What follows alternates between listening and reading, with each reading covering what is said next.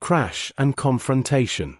The proximity alarm screamed through the cabin as Darren Cole fought with controls that no longer responded. The survey ship Meridian shuddered violently, its hull groaning against atmospheric friction it was never designed to handle.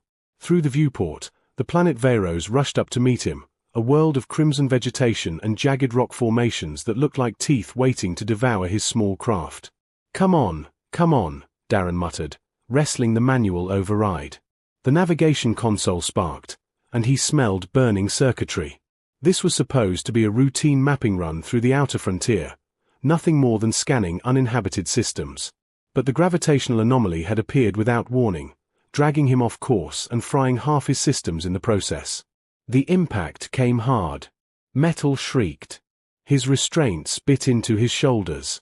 Then silence, broken only by the hiss of escaping coolant and his own ragged breathing. Darren hung suspended in his crash seat for a moment, taking inventory. His left shoulder throbbed, probably dislocated. Blood trickled from a cut above his eyebrow.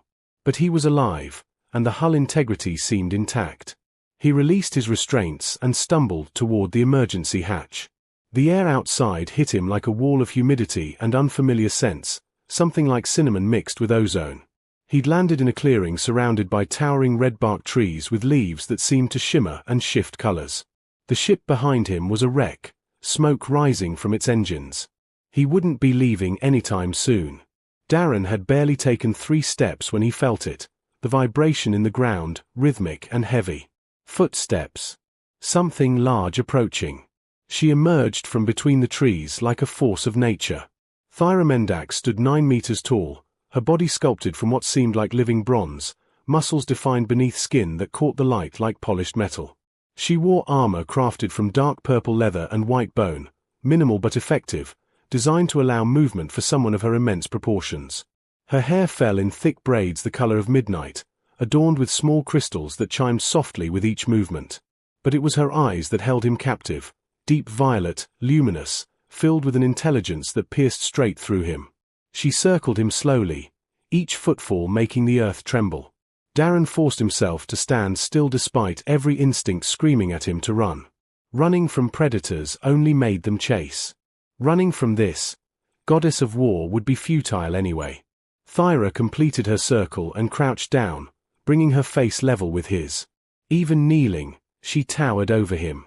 The heat of her body radiated outward. Her scent was different from the forest, something wild and clean, like thunderstorms over mountains. Fear me. The words came in heavily accented standard, the universal trade language. Her voice was deep, resonant, and carried a challenge. Darren's heart hammered in his chest, but not from terror. He met her violet gaze steadily, unable to look away. There was something in her eyes beyond the warrior's assessment, a flicker of curiosity, perhaps even loneliness. His mouth went dry for reasons that had nothing to do with fear. "Should I?" he managed, his voice rougher than intended. Something shifted in her expression. Surprise. Maybe. Her eyes narrowed as she studied him more closely, taking in his torn flight suit, the blood on his face, the way he swayed slightly from pain but didn't back down. She tilted her head, braids swaying. One massive hand reached out, and Darren's breath caught. But she only touched his shoulder with surprising gentleness, and he winced.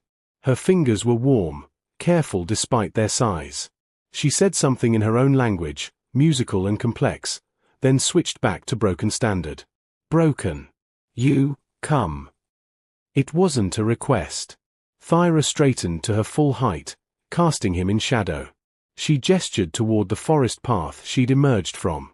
When Darren hesitated, she looked back down at him, and he could have sworn he saw the faintest hint of amusement in those extraordinary eyes. Not kill, she said, as if reading his mind. Yet. Darren almost laughed at the absurdity of it all. Crashed on an uncharted planet, injured, and now following a 9-meter warrior woman who just promised not to kill him yet. His survival training hadn't covered this scenario.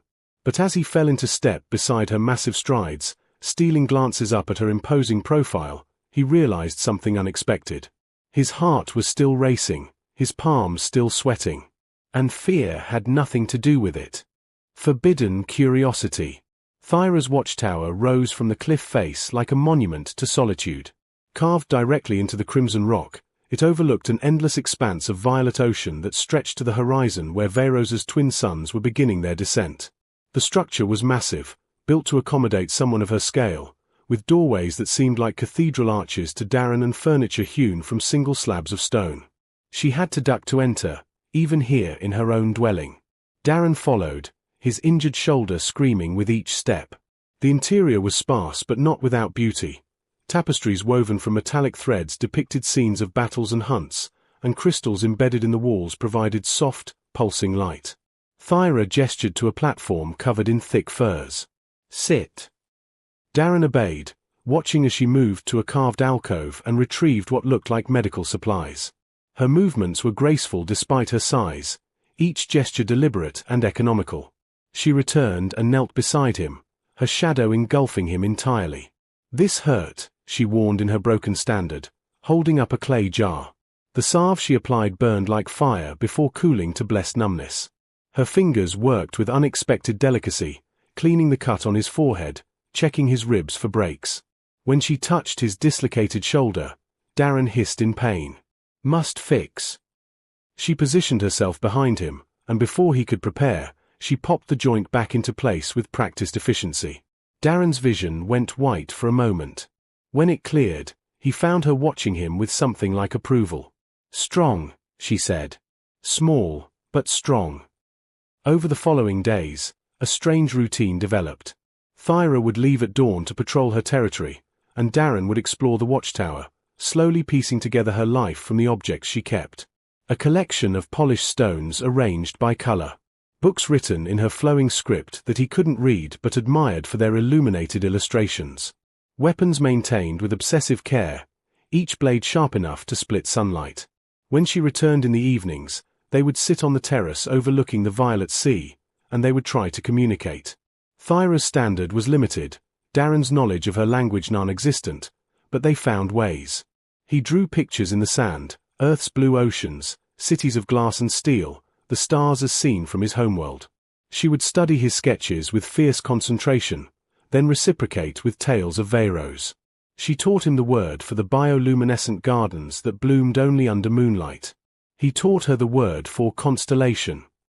She showed him the singing stones near the cliff base that resonated with different tones when touched. He explained how his ship's engines worked, drawing diagrams that made her laugh, a sound like distant thunder that made his chest tighten. One evening, as the twin moons rose and painted everything in silver and gold, Darren sketched the ocean sunset from Earth he remembered most clearly. Thyra leaned in close to see, her breath warm against his neck. She reached out to trace the waves he'd drawn, and her fingertip accidentally brushed against his hand. The contact was electric. Both of them froze. Thyra pulled back quickly, rising to her full height and walking to the terrace edge. She stood there silhouetted against the moons, her shoulders tense. Darren's hand still tingled where she'd touched him. "Thyra." He stood, approaching carefully. She said something in her language, the words tumbling out too fast for him to catch. Then, slower, in standard, "You not belong here. I not, we not." "Not what?" Darren pressed, standing at the railing beside her, so small compared to her vast presence. She turned those violet eyes on him, and in them he saw conflict, longing, and something that made his breath catch. "My people. Law. Outsider and Veyrosian. Forbidden." "Why?" Thyra was quiet for a long moment, watching the waves crash against the cliffs far below. When she spoke, her voice carried an ache that transcended language barriers. "I am, how you say, different. Too big, too strong. Warriors respect. Fear. But not." She struggled for the word, then placed her palm over her heart. "Not this. Never this. Alone, always." Understanding flooded through Darren. The isolated watchtower. The solitary patrol routes.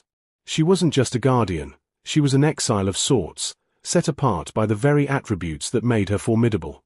"I know what that feels like," he said quietly. "Being alone. I've traveled the frontier for 6 years, mapping empty space. No place to call home, No one waiting for me. Just me and the stars. Thyra looked down at him, and something shifted in her expression. Slowly, carefully, she reached out her hand and let it hover near his face, asking permission without words. Darren's heart thundered as he nodded. Her palm cupped his cheek, so large it cradled the entire side of his face. Her skin was warm, textured like fine leather.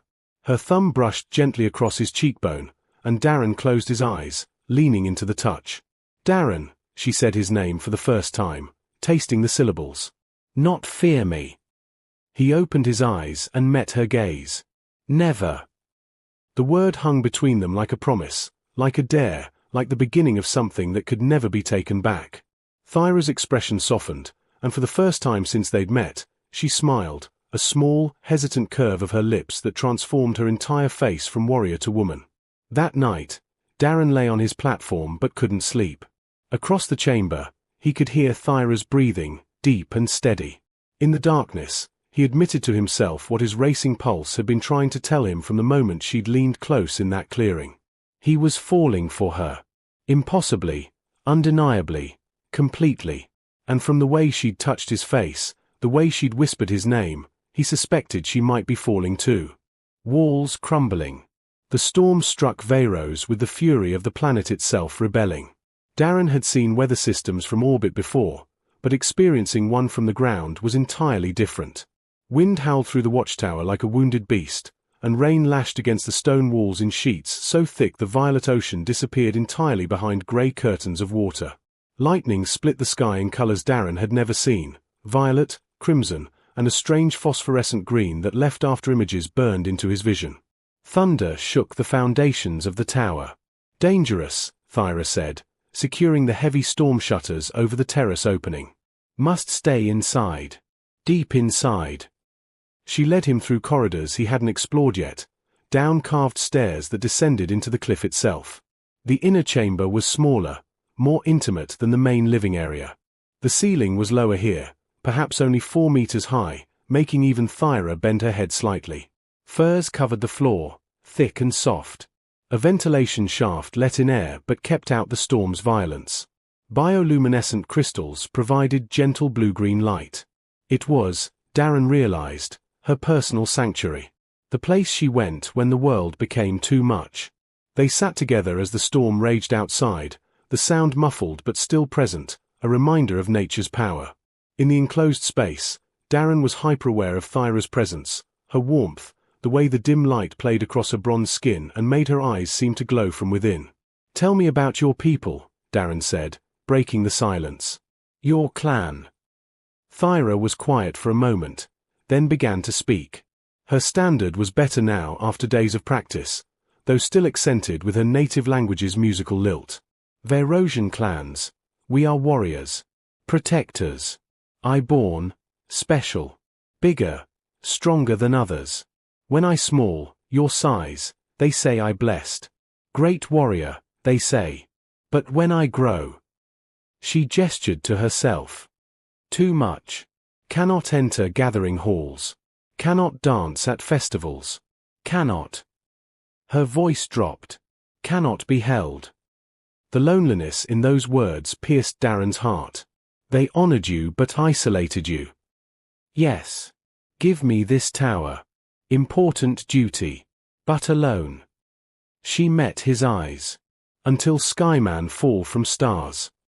Darren smiled despite the ache in his chest. This Skyman is glad he crashed. Darren. She said his name like a caress. Why you not fear? Truth. He considered his answer carefully, then decided on honesty. Because when you leaned close that first day and asked if I feared you, all I could think was how beautiful you were. How your eyes held entire galaxies. How your voice made something in my chest tighten and I didn't understand why until later. Thyra's eyes widened. Beautiful? You think I... Magnificent, Darren corrected. Breathtaking. From the moment I saw you. She stared at him as if he'd spoken an incomprehensible language. Then, slowly, she reached out. Her hand trembled slightly as it approached him, and Darren's breath caught at the vulnerability in that tiny gesture. Can I? She hesitated. Want to touch? Really touch? Not tend wounds. Just you. Yes, Darren breathed. Please. Her fingertips traced the line of his jaw, explored the curve of his ear, smoothed back his hair. She touched him like he was precious, like he might break, like she was memorizing him through her hands. Darren closed his eyes, surrendering to the sensation. My turn, he whispered. He stood and approached her where she sat today. Even seated, her face was above his, so he climbed onto the furs beside her, bringing them closer to eye level. Carefully, giving her every chance to pull away, he reached up and touched her face. Her skin was warm and smooth, the texture different from human but not unpleasant. He traced the strong line of her jaw, the high curve of her cheekbone. His fingers found the pulse point at her throat, and he felt her heartbeat there, strong, rapid, matching his own. Thyra, he said softly, I don't care about laws or differences. These past weeks with you have been the first time I've felt like I belonged somewhere. With someone. Her eyes shimmered with unshed tears. Darren. I want. But we so different. How can? He answered by standing on his toes and pulling her face down to his. Their first kiss was tentative, exploratory. Her lips were soft and full against his, moving carefully as if afraid of overwhelming him. Darren threaded his fingers through her braids and deepened the kiss, showing her without words that she wouldn't break him. Thyra made a sound low in her throat and gathered him closer. Her arms encircled him, vast and strong, but her touch remained achingly gentle. The kiss grew heated, years of loneliness dissolving between them. When they finally broke apart, both were breathing hard. Show me, Darren whispered against her lips. Show me how to love someone your size. I'll show you how to love someone mine. We'll figure it out together. Thyra's response was to lower them both to the furs, her body curving protectively around his much smaller frame. They explored each other slowly, carefully, learning the landscape of different skin and unfamiliar contours. She was endlessly patient, letting him map the terrain of her shoulders, her collarbones, the powerful lines of her body.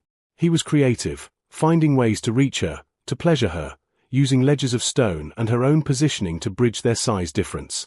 When they finally came together, it was with a tenderness that defied their physical disparity. Thyra held him like he was the most precious thing in her world, and Darren loved her with an intensity that made her gasp his name like a prayer. They moved together, finding rhythm despite the impossibility, writing their own story in sighs and whispered endearments. Outside, the storm continued its assault. But in their sanctuary carved from stone and sheltered by firs, two hearts beat in synchrony, proving that love required no common measure, only willing souls and open hearts. As they lay tangled together afterward, Thyra's massive frame cocooning Darren in warmth and safety, she whispered words in her language that he didn't yet know. What does that mean? He murmured, half asleep against her chest. Means, my heart knows your heart. She pressed a kiss to the top of his head. Means, you are my home now. Darren smiled in the darkness. Then we're both home. And for the first time in either of their lives, neither of them was alone. Love and loyalty. The storm had passed 3 days ago, leaving Veyros washed clean and gleaming under the twin suns. But the peace in Thyra's watchtower was about to shatter in ways neither of them anticipated. Darren woke to voices, loud, harsh, speaking in rapid Veyrosian. He sat up quickly, finding the main chamber empty. Thyra's voice carried from outside, and she sounded angry. He rushed to the terrace. 5 Veyrosian warriors stood in the clearing before the watchtower, each nearly as tall as Thyra, clad in ceremonial armor of bone and dark metal. At their center stood Voreth Kane, the clan leader. Darren recognized him from Thyra's descriptions: scarred face, eyes like chips of obsidian, presence that commanded absolute authority. Thyra stood between them and the tower, her body language defensive. When she saw Darren emerge, something like fear flashed across her face. Darren, go inside, she commanded in standard. No. He descended the stairs, feeling impossibly small as 6 sets of Veyrosian eyes turned to him. I won't hide. Voreth studied him with cold assessment, then spoke in heavily accented standard. The outsider speaks. The spy who has corrupted our guardian. I'm not a spy, Darren said firmly. I'm a navigator. My ship malfunctioned. This was an accident. Accident. Voratha's lip curled. Yet you remain. Yet you share Thyra's dwelling. Yet you break our oldest laws. He turned to Thyra. You were sworn to protect our borders, not bed the enemy. Thyra's hands clenched into fists. He is not enemy. He is. Forbidden, Vorath cut her off. The law is ancient and absolute. No outsider may bond with Vayrosian. The punishment is death for the outsider, exile for the betrayer. He gestured to his warriors. Seize him. No. Thyra moved with shocking speed, placing herself between Darren and the advancing warriors. Her voice dropped to a growl. You will not touch him. Voratha's expression darkened. You defy your clan leader? For this, creature. I defy any who would harm him.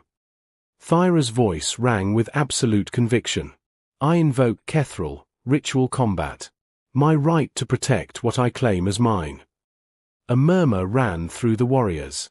Voratha's eyes narrowed. You would fight your own clan? For him. For love. Thyra stood even straighter. Yes. The word hung in the air like a declaration of war. Darren's heart hammered against his ribs. He knew enough about warrior cultures to understand what she'd just done, challenged her entire social structure, put herself against her own people, all for him. Thyra, you don't have to, he started. She glanced back at him, and her eyes held such fierce devotion that his words died. I have been alone my whole life. Useful but unloved. You saw me, Darren. Not the weapon, not the guardian. Me. I will not surrender you. Vorath considered, then nodded slowly. Kethril is your right. But know this, if you win, you both live but never return to clan lands. If you lose, he dies, and you are marked traitor. He paused. You have until tomorrow's dawn to reconsider this madness. The warriors departed, leaving Thyra and Darren alone in the clearing. She turned to him, and he saw her hands shaking slightly despite her brave words. You're going to fight them, Darren said quietly. Your own people. I fight for us. She cupped his face gently. You are worth any price. That night, Darren couldn't sleep. He lay watching Thyra as she checked her weapons, preparing for combat that could end her life as she knew it. The weight of her sacrifice crushed him. She was giving up everything, her position, her clan, her entire world, for him. An idea began forming. Dangerous, uncertain, but possible. Thyra, he said, sitting up. What if we could prove I'm not a threat? What if instead of just surviving, we could show them that my presence here could help Vayros? She looked at him curiously. How? My ship's distress beacon. It's automated, powerful. If I can repair it and modify the signal, I can broadcast on diplomatic channels rather than emergency ones. I can bring ambassadors, not soldiers. Show your people that the wider galaxy wants to trade knowledge, not conquer. Thyra frowned. You would do this? Bring your people here. Not to invade. To connect. Darren stood, pacing. Thyra, Vayros has resources, culture, knowledge that the interstellar community would value. And you could learn from us too, medicine, technology, agriculture. Your people wouldn't have to be alone anymore. Neither would you. She was quiet for a long moment, considering. Vorath fears outsiders because of old wars. Stories of exploitation. Then we prove those fears wrong. Darren took her hand. Together. Show them that connection doesn't mean destruction. Hope flickered in her violet eyes. You think this could work? I think it's worth trying. And I think watching you fight your own clan is not how our story should go. Thyra smiled, fierce and beautiful. Then we go to your ship. Now. They traveled through the night, Thyra carrying Darren to cover ground faster. By dawn, they reached the crashed meridian. While she stood watch, Darren worked frantically on the beacon, rerouting power, modifying frequencies, crafting a message in standard that would reach the nearest diplomatic outpost. When Vorath and his warriors arrived at the appointed time, they found not a fighter prepared for ritual combat, but Thyra and Darren standing together before the ship, a modified signal broadcasting into space. "What is this?" Vorath demanded. "A choice," Thyra said. "Not invasion, but invitation. Darren has sent message to his people, not military, but diplomats. They come to talk, to trade, to learn. In 3 months, ship arrives. If they prove hostile, I will kill Darren myself and help you fight them. But if they come in peace..." She met his eyes. "Then our laws are built on old fear, not wisdom." Vorath stared at the ship, at the blinking beacon, at Darren standing small but resolute beside Thyra. "You gamble with our entire world." "I gamble on hope," Thyra countered. "On possibility. Is that not what warriors do? Risk everything for what matters. And if you're wrong?" Darren spoke up. "Then you'll have 3 months to prepare. My ship's computers have all my survey data, defensive strategies, technological analyses. Everything you'd need. But if I'm right, if they come in peace, then Veyros gains allies. And your laws can evolve." Vorath studied them both for a long, tense moment. Then, surprisingly, he laughed, a sharp, barking sound. "You have courage, little Skyman. And you, Thyra, have found something worth fighting for beyond duty." He turned to his warriors. "We wait. 3 months. If peace comes, they live. If war comes..." His hand rested on his weapon. "We fight together." As the warriors departed, Thyra pulled Darren into her arms, holding him close. 3 months, she whispered. "We have 3 months to prove love is stronger than fear." Darren pressed his face against her chest, hearing her heart thunder beneath bronze skin. "Then let's make them count. 2 worlds, 1 heart." 3 months passed like a held breath. During that time, Darren and Thyra became something unprecedented, a bridge between worlds, a living symbol of what could be rather than what had always been. They worked tirelessly. Darren taught interested Veyrosians basic standard, using his ship's educational programs. Thyra brought clan scholars to study his technology, always ensuring they understood it was offered freely, not stolen. Together, they prepared the clan for first contact, teaching them about interstellar protocols and diplomacy while learning more deeply about Veyrosian culture, history, and hopes. Slowly, grudgingly, attitudes began shifting. Young warriors saw Darren not as a threat but as a curiosity, this small being who had won the heart of their most formidable guardian. Elders debated whether ancient laws written in isolation still served a people who might no longer be alone in the cosmos. Vorath watched everything with shrewd eyes, saying little but missing nothing. The nights belonged to Darren and Thyra alone. They would retreat to the watchtower, to their sanctuary carved in stone, and there they would shed the weight of being ambassadors. In the soft glow of bioluminescent crystals, they were simply 2 people who had found each other against all odds. "What if they don't come in peace?" Thyra asked one night, lying with Darren curled against her side. "What if I have doomed my people?" "Then we face it together," Darren said, tracing idle patterns on her arm. "But I know the diplomatic corps.